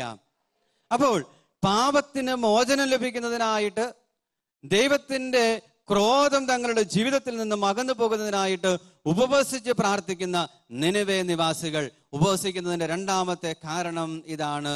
ദൈവത്തിന്റെ ക്രോധം അകന്നു പോകുന്നു, പാപത്തിന് ക്ഷമ ലഭിക്കുന്നു. ഇനി വീണ്ടും മുന്നോട്ട് പോകുമ്പോൾ ദൈവത്തിന്റെ ഹിതം തിരിച്ചറിയാനായിട്ട് ഉപവസിക്കുന്നവരെ നമ്മൾ വചനത്തിൽ വായിക്കുന്നുണ്ട്. ന്യായാധിപന്മാരുടെ പുസ്തകം 20-ാം അധ്യായത്തില് ദൈവത്തിന്റെ ഹിതമാരായാനായിട്ട് ഉപവസിച്ച് പ്രാർത്ഥിക്കുന്ന ഇസ്രായേൽ സമൂഹത്തെ കുറിച്ച് നമ്മൾ വായിക്കുന്നു. ഇസ്രായേൽ സമൂഹം വലിയൊരു പ്രതിസന്ധിയിലൂടെ കടന്നു പോവുകയാണ്. ബെഞ്ചമിൻ ഗോത്രം അവര് ഇസ്രായേൽ സമൂഹത്തിനെതിരായിട്ട് തിരിയുന്നു. അങ്ങനെ സ്വന്തം സമൂഹത്തിൽപ്പെട്ടവർ തന്നെ ബാക്കിയുള്ള 11 ഗോത്രങ്ങൾക്കെതിരായിട്ട് തിരിയുമ്പോൾ നമ്മൾ വചനത്തിൽ വായിക്കുകയാണ്, ഇവർക്കെതിരെ യുദ്ധം ചെയ്യണമോ വേണ്ടയോ എന്ന് ഇസ്രായേൽ സമൂഹം ഒന്നു ചേർന്ന് ഉപവാസം പ്രഖ്യാപിച്ച് ദൈവത്തിന്റെ ഹിതമാരായുകയാണ്. അങ്ങനെ ഉപവസിച്ച് പ്രാർത്ഥിച്ച ഇസ്രായേൽ സമൂഹത്തിലേക്ക് ദൈവത്തിന്റെ ഹിതം കടന്നു വരികയും അതനുസരിച്ച് അവർ പ്രവർത്തിക്കുകയും ചെയ്യുന്നു. അപ്പൊ നമ്മുടെയൊക്കെ ജീവിതത്തില് ചില ദിവസങ്ങളില്, ചില സമയങ്ങളില്, ചില സാഹചര്യങ്ങളില് ദൈവത്തിന്റെ ഹിതം ഏതാണ് എന്ന് തിരിച്ചറിയാനുള്ള വലിയൊരു ആഗ്രഹം നമ്മുടെ ജീവിതത്തിലേക്ക് കടന്നു വന്നേക്കാം. ചില തീരുമാനങ്ങൾ നമുക്ക് എടുക്കേണ്ടതായിട്ടുണ്ടാകാം. ചില സാഹചര്യങ്ങളിൽ പെട്ടെന്നുള്ള തീരുമാനങ്ങൾ വേണ്ടി വന്നേക്കാം. അവിടെ തമ്പുരാന്റെ ഹിതം എന്താണെന്നറിയാനുള്ള വഴി ഇതാണ്, ഉപവസിച്ച് പ്രാർത്ഥിക്കുക. ന്യായാധിപന്മാരുടെ പുസ്തകത്തില് ഇസ്രായേൽ സമൂഹം നമുക്ക് മാതൃകയായിട്ട് നിൽക്കുകയാണ്. ന്യായാധിപന്മാരുടെ പുസ്തകം 20-ാം അധ്യായം 26 മുതൽ 27 വരെയുള്ള തിരുവചനങ്ങളിലാണ് നാം അത് കണ്ടെത്തുക. ഉപവസിച്ച് പ്രാർത്ഥിക്കുന്നവർക്ക് ലഭിക്കുന്ന നന്മകൾ എന്തൊക്കെയാണ്? നമ്മൾ വിശുദ്ധ ഗ്രന്ഥത്തിലൂടെ കടന്നു പോകുമ്പോൾ ഉപവാസം വഴി അനുഗ്രഹം പ്രാപിക്കുന്നവരെ നമ്മൾ കണ്ടെത്തുന്നു. ദാനിയേൽ പ്രവാചകന്റെ പുസ്തകം 9-ാം അധ്യായത്തിലും 10-ാം അധ്യായത്തിലും ഉപവസിച്ച് പ്രാർത്ഥിക്കുകയും എളിമപ്പെടുകയും ചെയ്യുന്ന ദാനിയേലിനെ നമ്മൾ കണ്ടെത്തുന്നു. അതുവഴിയായിട്ട് ഏതാനും ചില നന്മകള് ദാനിയേലിന്റെ ജീവിതത്തിലേക്ക് കടന്നു വരുന്നു. ഒന്നാമതായിട്ട് ദൈവവുമായിട്ടുള്ള വലിയൊരു കൂട്ടായ്മ ദാനിയേലിന്റെ ജീവിതത്തിലേക്ക് കടന്നു വരുന്നു. അടുത്തതായിട്ട് നമ്മൾ കാണുക, ദാനിയേലിന് ജ്ഞാനവും അറിവും ലഭിക്കുന്നതായിട്ട് നമ്മൾ കാണുന്നു. മറ്റൊരു മൂന്നാമത്തെ നന്മ, ഉപവസിച്ച ദാനിയേലിന്റെ ജീവിതത്തിലേക്ക് കടന്നു വന്നത് ദൈവത്തിന്റെ സ്നേഹത്താൽ അവൻ നിറയപ്പെടുന്നു. നാലാമതായിട്ട് ദാനിയേലിന്റെ ജീവിതത്തിലേക്ക് കടന്നു വന്ന നന്മ ഇതാണ്, അവൻ ദൈവസന്നിധിയിൽ ഉപവസിച്ച് എളിമപ്പെടാൻ തുടങ്ങിയപ്പോൾ ഇതാ അവന്റെ പ്രാർത്ഥനകൾ കേൾക്കാനായിട്ട് ആരംഭിക്കുന്നു. അപ്പോൾ 4 നന്മകളാണ് ഉപവസിച്ച് പ്രാർത്ഥിച്ച ദാനിയേലിന്റെ ജീവിതത്തിലേക്ക് കടന്നു വരിക. ഒന്നാമതായിട്ട് ദൈവവുമായിട്ടുള്ള ഒരു കൂട്ടായ്മ അവന്റെ ജീവിതത്തിലേക്ക് കടന്നു വരുന്നു. ജ്ഞാനവും അറിവും ലഭിക്കുന്നു. ദൈവത്തിന്റെ സ്നേഹത്താൽ നിറയുന്നു. അവസാനമായിട്ട് എളിമപ്പെടാൻ തുടങ്ങിയപ്പോൾ, ഉപവസിക്കാൻ തുടങ്ങിയപ്പോൾ അവന്റെ പ്രാർത്ഥന ദൈവം കേൾക്കാൻ തുടങ്ങി എന്ന് 10-ാം അധ്യായത്തിൽ നമ്മൾ വായിക്കുന്നു. ഉപവാസം വഴിയായിട്ട് നമ്മുടെ ജീവിതത്തിൽ ലഭിക്കുന്ന മറ്റൊരു നന്മ ഇതാണ്, നമ്മുടെ ശരീരത്തിന് പോലും മാറ്റം സംഭവിക്കുന്നു. പുറപ്പാട് പുസ്തകം 34-ാം അധ്യായത്തില് 40 ദിനരാത്രങ്ങൾ ഉപവസിച്ച് പ്രാർത്ഥിച്ചിറങ്ങി വരുന്ന മോശയുടെ ശരീരം തേജോമയമായി മാറി എന്ന് നമ്മൾ കാണുന്നു. അപ്പൊ ഉപവാസം വഴിയായി നമ്മുടെ ശരീരത്തിന് മാറ്റം സംഭവിക്കുന്നു. അതുകൊണ്ടാണ് ഉപവസിച്ച് പ്രാർത്ഥിച്ചു കഴിയുമ്പോൾ പലപ്പോഴും രോഗസൗഖ്യങ്ങൾ ഉണ്ടാകുക. മറ്റൊരു നന്മ നമ്മൾ കാണുന്നത് ഇതാണ്, ഉപവസിച്ച് പ്രാർത്ഥിച്ചു കഴിയുമ്പോൾ ലൂക്കായുടെ സുവിശേഷം 4-ാം അധ്യായത്തില് 40 ദിനരാത്രങ്ങൾ ഈശോ ഉപവസിച്ച് കഴിഞ്ഞപ്പോൾ ഇപ്രകാരമാണ് പിന്നെ വചനത്തിൽ രേഖപ്പെടുത്തി വെച്ചിരിക്കുക, ഈശോ ആത്മാവിന്റെ ശക്തിയോടെ ഗലീലിലേക്ക് മടങ്ങി. ഉപവസിച്ച് പ്രാർത്ഥിക്കുന്നവർക്ക് ആത്മീയ ശക്തി ലഭിക്കുന്നു എന്ന് തിരുവചനം നമ്മെ ഓർമ്മപ്പെടുത്തുകയാണ്. 5 തരത്തിലുള്ള ആത്മീയ ശക്തി ലഭിക്കുന്നു എന്നാണ് ആ തിരുവചന വ്യാഖ്യാനത്തിൽ ബൈബിൾ പണ്ഡിതന്മാർ പറഞ്ഞു വെക്കുക. ഒന്നാമത് ലഭിക്കുന്ന ശക്തി ഇതാണ്, ആ വ്യക്തിയുടെ സുഹൃതങ്ങൾ വളരുന്നു. രണ്ടാമത് ലഭിക്കുന്ന ശക്തി ഇതാണ്, അത്ഭുതങ്ങൾ പ്രവർത്തിക്കുവാനുള്ള ശക്തി ലഭിക്കുന്നു. അതുകൊണ്ടാണ് അതിന് ശേഷം ഈശോ ഒത്തിരിയേറെ അത്ഭുതങ്ങൾ പ്രവർത്തിക്കുന്നതായിട്ട് നമ്മൾ കാണുന്നു. മറ്റൊരു നന്മ ഇതാണ്, കോൺകറിങ് പവർ ലഭിക്കുന്നു. എന്ന് പറഞ്ഞാൽ തിന്മയുടെ ശക്തികളെ കീഴ്പ്പെടുത്താനുള്ള കൃപ ലഭിക്കുന്നു. അതുകൊണ്ടാണ് ആത്മാവിന്റെ ശക്തിയോടുകൂടി മടങ്ങിയ ഈശോ 4-ാം അധ്യായത്തിൽ തന്നെ പിശാചുകളെ കീഴടക്കുന്നതായിട്ട് നമ്മൾ വചനത്തിൽ വായിക്കുന്നു. മറ്റൊരു ശക്തി ഇതാണ്, സ്ഫോടനാത്മകമായ ശക്തി, എക്സ്പ്ലോസീവ് പവർ എന്നാണ് അതിന്റെ വ്യാഖ്യാനത്തിൽ ബൈബിൾ പണ്ഡിതന്മാർ പറഞ്ഞു വെക്കുക. എന്ന് പറഞ്ഞു കഴിഞ്ഞാൽ സകലതിനെയും ആത്മീയമായിട്ട് ഇളക്കി മറിക്കുവാനുള്ള ഒരു കൃപ യേശുവിന്റെ ജീവിതത്തിലേക്ക് കടന്നു വരികയാണ്. 5-ാമതായിട്ട് ആത്മീയ ശക്തിയുടെ വ്യാഖ്യാനം ബൈബിൾ പണ്ഡിതന്മാർ പറഞ്ഞു വെക്കുന്നത് ഇതാണ്, യേശുവിന്റെ ജീവിതത്തിലേക്ക് ദൈവീകമായ ഒരു ശക്തി കടന്നു വന്നു. അപ്പൊ ഉപവസിച്ച് പ്രാർത്ഥിച്ച യേശുവിന്റെ ജീവിതത്തിലേക്ക് 5 തരത്തിലുള്ള ശക്തി കടന്നു വന്നതായിട്ട് ബൈബിൾ പണ്ഡിതന്മാർ പറഞ്ഞു വെക്കുന്നു. ഒന്ന്, സകലതിനെയും ആത്മീയമായിട്ട് ഇളക്കി മറിക്കാനുള്ള ശക്തി. രണ്ടാമതായിട്ട് സുഹൃതങ്ങൾ ജീവിതത്തിൽ വർദ്ധിച്ചത് വഴിയായിട്ട് അതുവഴിയായിട്ട് ലഭിച്ച ശക്തി. മൂന്നാമതായിട്ട് തിന്മയെ കീഴടക്കുവാനുള്ള ശക്തി. നാലാമതായിട്ട് അത്ഭുതങ്ങൾ പ്രവർത്തിക്കാനുള്ള ശക്തി. 5-ാമതായിട്ട് മാനുഷികമായ ശക്തികൾക്കപ്പുറം ദൈവീകമായിട്ടുള്ള ഒരു ശക്തിയാൽ ഈശോ നിറയപ്പെടുന്ന അനുഭവം. അപ്പൊ ഇത്രയേറെ നന്മകള് യേശുവിന്റെ ജീവിതത്തിലേക്ക് കടന്നു വന്നു എന്ന് നമ്മൾ വചനത്തിൽ വായിക്കുകയാണ്. ഇനി മറ്റൊരു നന്മ ഉപവാസം വഴിയായിട്ട് നമുക്ക് ലഭിക്കുക, അത് നമ്മൾ കാണുക ജോയേൽ പ്രവാചകന്റെ പുസ്തകത്തിലാണ്. ജോയേൽ പ്രവാചകന്റെ പുസ്തകം 2-ാം അധ്യായത്തിൽ അവിടെ വചനത്തിൽ പ്രവാചകൻ ഇപ്രകാരം പറയുകയാണ്, ഇസ്രായേലിൽ മുഴുവൻ ഉപവാസം പ്രഖ്യാപിക്കുവിൻ. ഇസ്രായേലിൽ മുഴുവൻ ഉപവാസം പ്രഖ്യാപിക്കുവിൻ. അങ്ങനെ ഉപവാസം പ്രഖ്യാപിച്ചു കഴിഞ്ഞപ്പോൾ എന്താ സംഭവിച്ചത്? നമ്മൾ വചനത്തിൽ വായിക്കുന്നു, ദൈവം ഇസ്രായേലിനെ പ്രതി അസഹിഷ്ണുവാവുകയും എല്ലാ ശത്രുക്കളിൽ നിന്നും അവരെ കാത്തു സംരക്ഷിക്കുകയും ചെയ്തു. എന്നിട്ട് പിന്നീട് അവിടെ പ്രവാചകൻ എഴുതി വെക്കുന്നത് മുഴുവൻ ഭൗതികമായിട്ടുള്ള ഒരു അഭിവൃദ്ധിയെ കുറിച്ചാണ്. അപ്പോൾ നമ്മൾ ഉപവസിച്ച് പ്രാർത്ഥിച്ച് ദൈവസന്നിധിയിൽ എളിമപ്പെട്ട് കഴിയുമ്പോൾ ദൈവത്തിന് നമ്മെക്കുറിച്ച് വലിയ കരുതലുണ്ടാകുന്നു. ആത്മീകവും ഭൗതികവുമായിട്ടുള്ള സുസ്ഥിതിയും അഭിവൃദ്ധിയും നമ്മുടെ ജീവിതത്തിലേക്ക് കടന്നു വരുന്നു എന്ന് തിരുവചനം ഓർമ്മപ്പെടുത്തുകയാണ്. അപ്പൊ അതുകൊണ്ട് 50 ദിവസങ്ങൾ നമ്മൾ ഉപവസിച്ച് പ്രാർത്ഥിക്കുന്നെങ്കിൽ അത് നിസ്സാരമല്ല. അതിലൂടെ ഒത്തിരിയേറെ നന്മകൾ കടന്നു വരുമെന്ന് വിശുദ്ധ ഗ്രന്ഥം നമ്മെ ഓർമ്മപ്പെടുത്തുകയാണ്. ദാനിയേൽ പ്രവാചകന്റെ ജീവിതത്തിൽ സംഭവിക്കുന്ന 4 നന്മകൾ, യേശുവിന്റെ ജീവിതത്തിലേക്ക് കടന്നു വരുന്ന ആത്മീയമായിട്ടുള്ള ശക്തി, വീണ്ടും നമ്മൾ ജോയേൽ പ്രവാചകന്റെ പുസ്തകത്തിൽ വായിക്കുന്ന ദൈവീകമായിട്ടുള്ള സംരക്ഷണവും ഭൗതികവും സാമ്പത്തികവും ആത്മീയവുമായിട്ടുള്ള വളർച്ചയും നമ്മുടെ ജീവിതത്തിലേക്ക് കടന്നു വരുന്നു. എസ്രായുടെ പുസ്തകത്തിൽ നമ്മൾ വായിക്കുന്നത് പോലെ ദൈവത്തിന്റെ സംരക്ഷണം നമ്മുടെ ജീവിതത്തിലേക്ക് കടന്നു വരുന്നു. അപ്പോൾ ഉപവാസം നമ്മുടെ ജീവിതത്തിന്റെ ശരീരത്തെയും മനസ്സിനെയും ക്ഷീണിപ്പിക്കുകയല്ല, ശരീരത്തെയും മനസ്സിനെയും ശക്തിപ്പെടുത്തുകയാണ് എന്ന് തിരുവചനം നമ്മെ ഓർമ്മപ്പെടുത്തുകയാണ്. അതുകൊണ്ട് പ്രിയമുള്ളവരെ, യേശുവിന്റെ മാതൃക നമ്മുടെ മുന്നിലുണ്ട്, മോശയുടെ മാതൃക നമ്മുടെ മുമ്പിലുണ്ട്, ഉപവസിച്ച് പ്രാർത്ഥിച്ച എസ്രായുടെയും കൂട്ടാളികളുടെയും മാതൃക നമ്മുടെ മുമ്പിലുണ്ട്, ഉപവസിച്ച് പ്രാർത്ഥിച്ച അപ്പസ്തോല സമൂഹത്തിന്റെ മാതൃക നമ്മുടെ മുൻപിലുണ്ട്, ഉപവസിച്ച് പ്രാർത്ഥിച്ച എസ്തേറിന്റെ മാതൃക നമ്മുടെ ജീവിതത്തിലുണ്ട്, ദാവീദ് രാജാവിന്റെയും ദാനിയേലിന്റെയും മാതൃകകൾ നമ്മുടെ ജീവിതത്തിലുണ്ട്. അവരെല്ലാം ഉപവസിച്ച് തങ്ങളെ തന്നെ എളിമപ്പെടുത്തി ദൈവത്തിന്റെ മുമ്പിൽ നിന്നും അനുഗ്രഹം പ്രാപിച്ചവരാണ്. അപ്പൊ അതുകൊണ്ട് നമ്മുടെ ജീവിതത്തിന്റെയും ഭാഗമാക്കി ഉപവാസം മാറ്റാനായിട്ട് നമുക്ക് പരിശ്രമിക്കാം. പ്രത്യേകിച്ചും ഈ നോമ്പ് കാലത്ത് ഉപവാസത്തിൽ കൂടുതൽ ആഴപ്പെടാനായിട്ട് നമുക്ക് പരിശ്രമിക്കാം. എന്തുമാത്രം ഉപവസിക്കണം എന്നൊക്കെ ചോദിച്ചു കഴിഞ്ഞാൽ ആത്മീയ പിതാക്കന്മാർ പറഞ്ഞു വെക്കുന്നത് ഇപ്രകാരമാണ്: ഓരോരുത്തരുടെയും ആരോഗ്യം അനുവദിക്കുന്നതിനനുസരിച്ച് ഉപവസിക്കുക.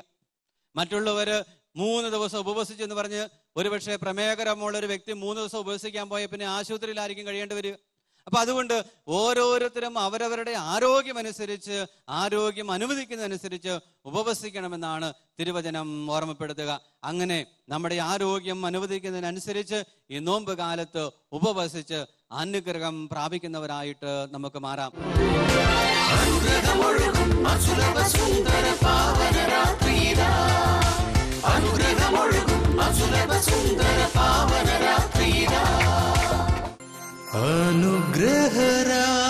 അനുഗ്രഹരാത്രി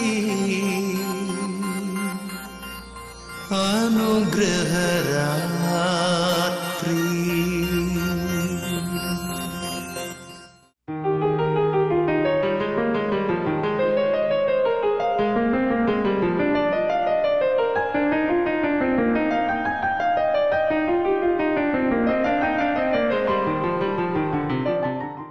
എൻ്റെ പേര് ത്രേസ്യ, എൻ്റെ സ്ഥലം പോട്ട.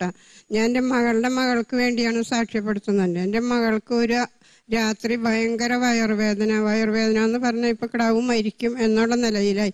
അപ്പോൾ ഞങ്ങൾ ധന്യ ഹോസ്പിറ്റലിലേക്ക് കൊണ്ടുവന്നപ്പോൾ ഡോക്ടർ പറഞ്ഞു, സ്കാൻ ചെയ്തല്ലാണ്ട് ഇതിനൊരു പ്രതിവിധി ഞങ്ങൾക്ക് അറിയാൻ പറ്റില്ല എന്ന് പറഞ്ഞു. അപ്പോൾ ഞാൻ 9 പ്രാവശ്യം വിശ്വാസ പ്രമാണം ചൊല്ലി അവളുടെ വയറ്റത്ത് കുരിശ് വരച്ചു. അത് കഴിഞ്ഞ് 1000 യേശുനാമം ചൊല്ലി സ്തുതിച്ചു. ദൈവം പിറ്റേ ദിവസം സ്കാൻ ചെയ്തപ്പോൾ പറഞ്ഞു അവൾക്ക് ഒരു അസുഖമില്ല, എല്ലാ അസുഖം മാറിക്കിട്ടി, അവൾക്ക് 4 ദിവസം മരുന്ന് കഴിച്ചാൽ മതി. പിന്നെ എൻ്റെ അനുജത്തിക്ക് മൂക്കിക്കോടെയും വായക്കോടെയും രക്തമെടുക്കൽ തുടങ്ങി. 2 ദിവസം തുടർച്ചയായി രക്തമെടുത്തു. അപ്പോൾ ഞാൻ യേശുനാമ വിളിച്ച് അപേക്ഷിച്ചിട്ട് സെൻറ്റ് ജിമിൻസിൽ കൊണ്ടുവന്നു. അവിടെ ചെന്നപ്പോൾ ഡോക്ടർ പറഞ്ഞു, ഒന്നില്ലെങ്കിൽ അമലയിലേക്കോ അല്ലെങ്കിൽ ജൂബിലിയിലേക്കോ കൊണ്ടുപോയിക്കോളാൻ പറഞ്ഞു. ഞാൻ യേശുവിനെ വിളിച്ച് പ്രാർത്ഥിച്ചു, യേശുവെ അവൾക്ക് ഒരു ആപത്തും ഉണ്ടാവില്ലേ എന്ന്.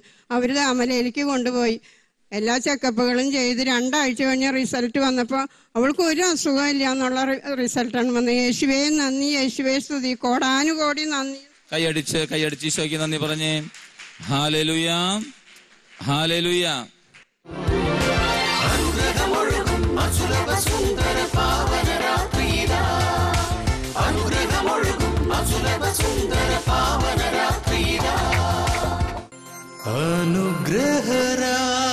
അനുഗ്രഹരാത്രി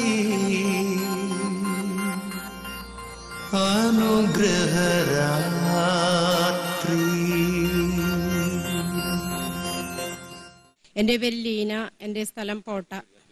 ഞാൻ പറയുന്നത് എൻ്റെ സഹോദരൻ്റെ മകൾക്ക് വേണ്ടിയിട്ടാണ്. മലേറിയയും ടൈഫോയിഡും പിടിച്ച് മഹാരാഷ്ട്രയിൽ സിസ്റ്ററായിട്ട് സേവനം ചെയ്യുകയാണ് എൻ്റെ സഹോദരൻ്റെ മകൾ. മലേറിയയും ടൈഫോയിഡും പിടിച്ച് സീരിയസ് ആയി ആശുപത്രിയിൽ അഡ്മിറ്റായി. 12 ദിവസം വരെ ഓർമ്മയൊന്നും ഇല്ലാണ്ട് അബോധാവസ്ഥയിൽ കിടക്കുന്നു. വൈദ്യശാസ്ത്രം പോലും ഉപേക്ഷിച്ച അവസ്ഥയായിരുന്നു. കാണേണ്ട ആൾക്കാരെ എല്ലാവരും കാണിച്ചോളൂ എന്ന് പറഞ്ഞിരുന്നു. നാട്ടിൽ നിന്നൊക്കെ വീട്ടുകാരെല്ലാവരും കാണാൻ പോയി. ഞാനിവിടെ ഗ്രൂപ്പുകളിലൊക്കെ വിളിച്ച് പറഞ്ഞിരുന്നു, ഞങ്ങളുടെ സഹോദരന്റെ മകൾക്ക് വേണ്ടി സീരിയസ് ആയതുകൊണ്ട് എല്ലാവരും പ്രാർത്ഥിക്കണം എന്ന്. എല്ലാവരും പ്രാർത്ഥിച്ചു. ഞാനും ഇവിടെ വന്ന് ദീപികാരണത്തിന്റെ മുൻപിൽ വന്ന് യേശുവിന്റെ നാമത്തിലും യേശുവിന്റെ വചനത്തിലും വിശ്വസിച്ചുകൊണ്ട് കണ്ണീരോടുകൂടി പ്രാർത്ഥിച്ചു. 12-ാം ദിവസം കൊച്ചു കണ്ണു തുറന്ന് കുറേശ്ശെ മരുന്ന് ഫലിക്കാൻ തുടങ്ങി. 1 മാസത്തോളം ആശുപത്രിയിൽ കിടക്കേണ്ടി വന്നു. ഇപ്പോൾ കുറവായി കോൺവെന്റിലേക്ക് തിരിച്ചുപോയി. ഇത്രയും വലിയ അനുഗ്രഹം ഞങ്ങളുടെ സഹോദരന്റെ മകളിലൂടെ ഞങ്ങളുടെ കുടുംബത്തിലേക്ക് തന്ന ഈശോയ്ക്ക് കൊടാനുകൂടി നന്ദി, സ്തുതിയും ആരാധനയും സമർപ്പിക്കുന്ന ഈശോയെ സ്തുതി.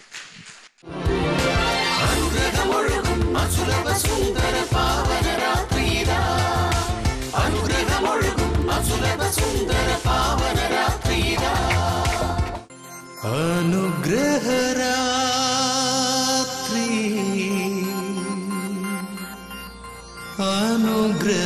അനുഗ്രഹരാത്രി. എൻ്റെ പേര് എലിസബത്ത്. ഞാൻ തൃശ്ശൂർ അഞ്ചേരിച്ചിറയെന്ന് വരുന്നു.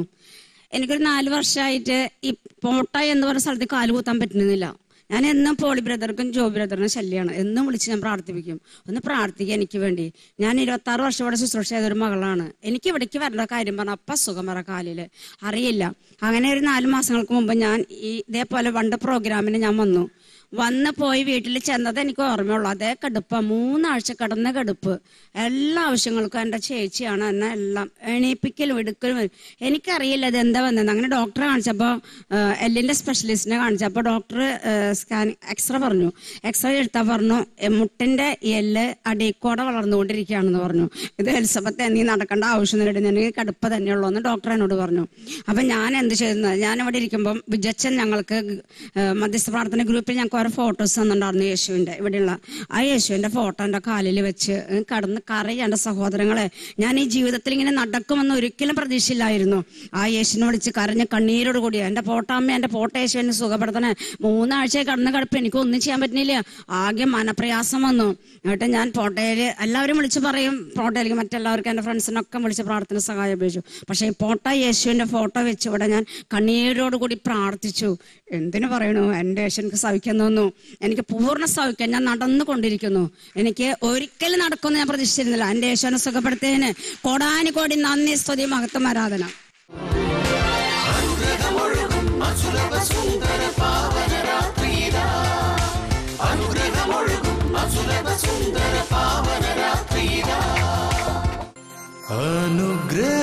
അനുഗ്രഹരാത്രി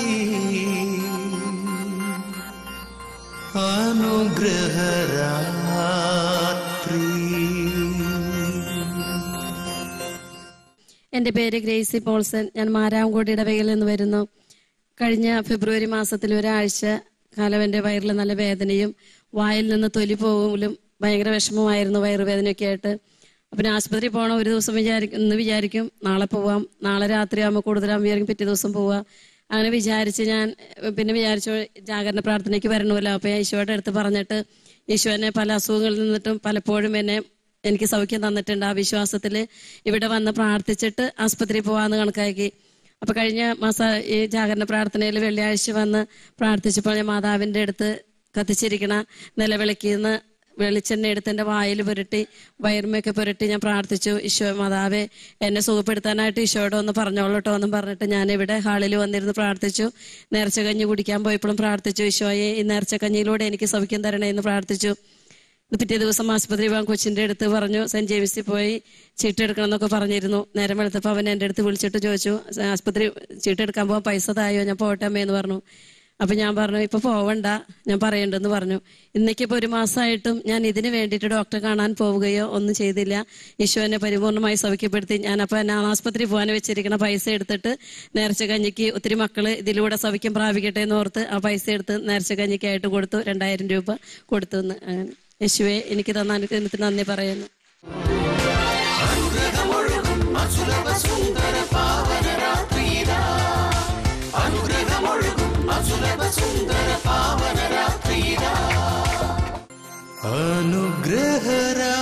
അനുഗ്രഹരാത്രി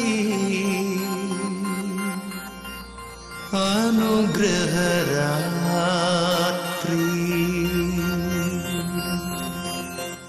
എൻ്റെ പേര് റീത്ത, സ്ഥലം പഴുക്കര. ഞാനിവിടെ വരാറുള്ള ഒരു വ്യക്തിയാണ്.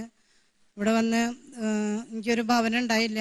ഭവനം വിൽക്കാനുള്ള ആഗ്രഹം ഉണ്ടായി, അത് നഷ്ടത്തിന് പോയി. എങ്കിലും എനിക്കത് വിഷമായി. ഞാൻ അന്വേഷിച്ചിട്ട് ഒരു സ്ഥലം കിട്ടണില്ല.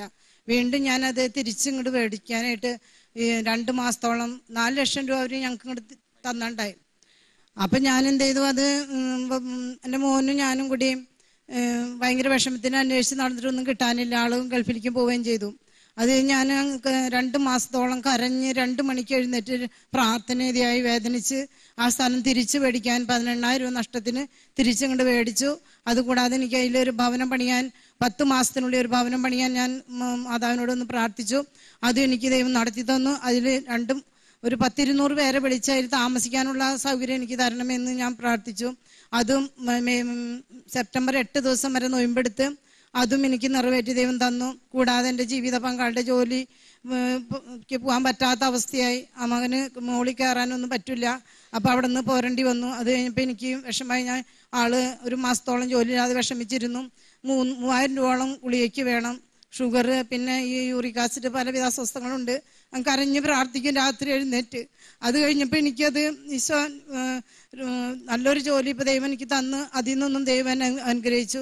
എനിക്ക് തന്ന ഓരോ അനുഗ്രഹങ്ങൾ ഓർത്ത് കോടാനുകൂടി നന്ദി പറഞ്ഞ് സ്തുതിക്കുന്നു. പരിശുദ്ധ അമ്മേ മാതാവേ, എനിക്കും എൻ്റെ മകൻ ഇപ്പോൾ പോയിട്ട് 3 മാസമായി. 3 മാസം ആവാറായി. 3 മാസത്തെ വിസിറ്റിംഗ് വിസയ്ക്ക് പോയേക്കണേ. 2 മാസത്തോളം കഴിഞ്ഞു. അവന് ജോലിയൊന്നും ശരിയാവിട്ടില്ല. പക്ഷെ അവന് പഠിച്ച ജോലി തന്നെ കിട്ടാനുള്ള ഇതിലാണ്. എല്ലാവരും അതിനുവേണ്ടി പ്രത്യേകം പ്രാർത്ഥിക്കണം.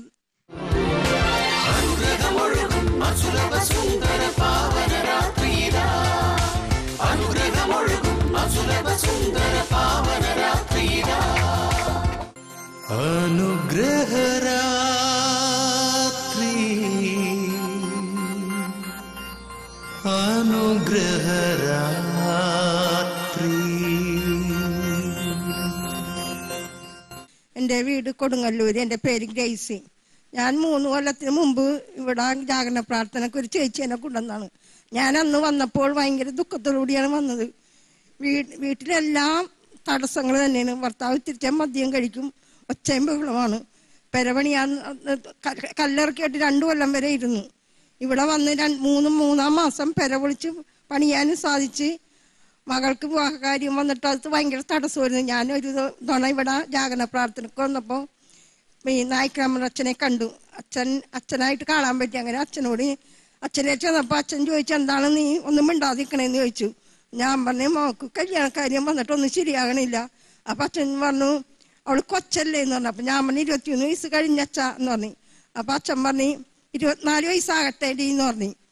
മോളുടെ കല്യാണം 24-ാം വയസ്സ് തികയണ മാസം എൻ്റെ മോളുടെ കല്യാണം നടന്നു.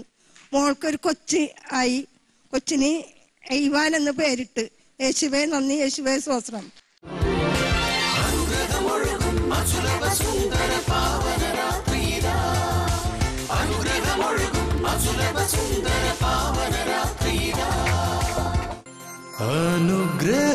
അനുഗ്രഹരാത്രി